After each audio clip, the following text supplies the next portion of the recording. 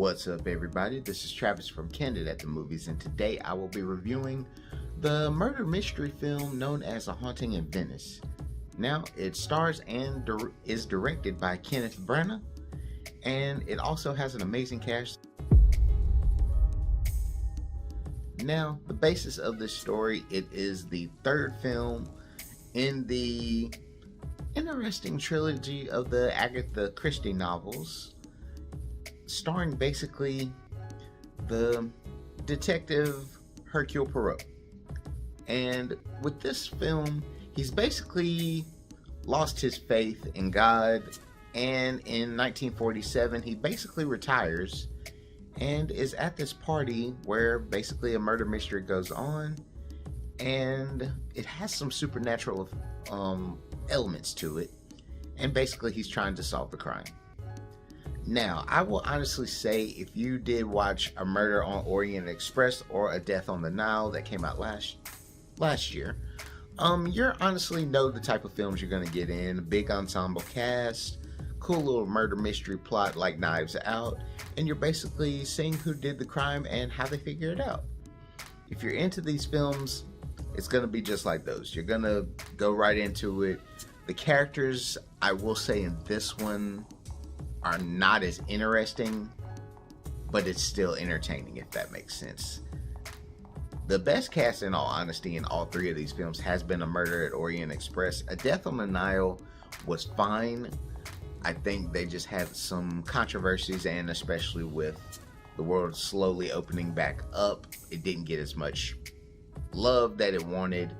And I think that this film, honestly, with as good of a cast as it has, I feel like this didn't get promoted or really get as much love as they wanted it to.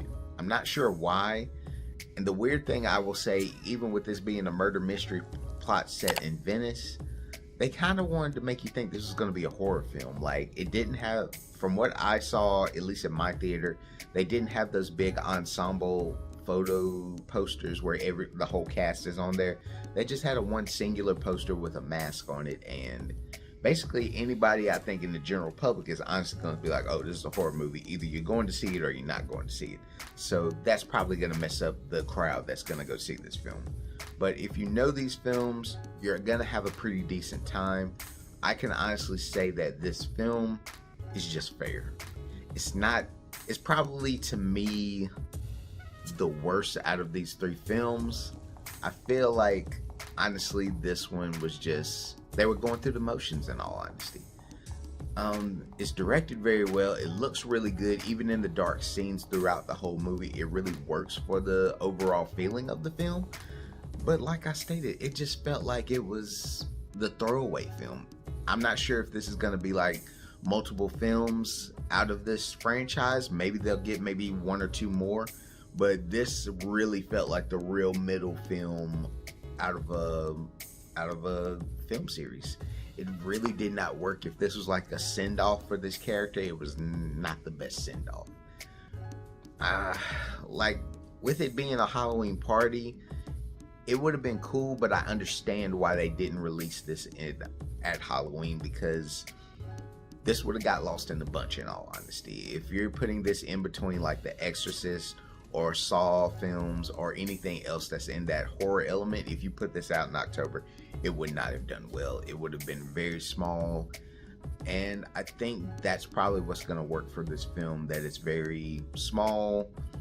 It's very, very honestly, sadly predictable, but as a murder mystery film, it's pretty good. It's something, if you're in the mood to watch mystery films or whodunits, this will be fine to watch. If you love them, you can watch this and not have a problem. You don't need to watch the other two sequels to get into this one. As long as you know it's a murder mystery film, you'll be totally fine. I would honestly give this film, in all of its respect, just a regular C. It's not going to be something that's going to stand the test of time. I think people would just be like, if it's a marathon of this, they'll check it out. But other than that, nothing too great about it. It's just your average movie. But hey, if you saw this movie and you feel differently, comment below. Let me know what you thought about A Haunting in Venice.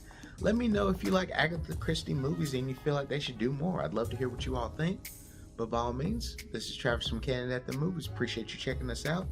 Help us grow to get to 800 subs. We're trying to get to 1,000 by the end of the year. We're almost there, y'all. Just get us bigger, y'all. Peace.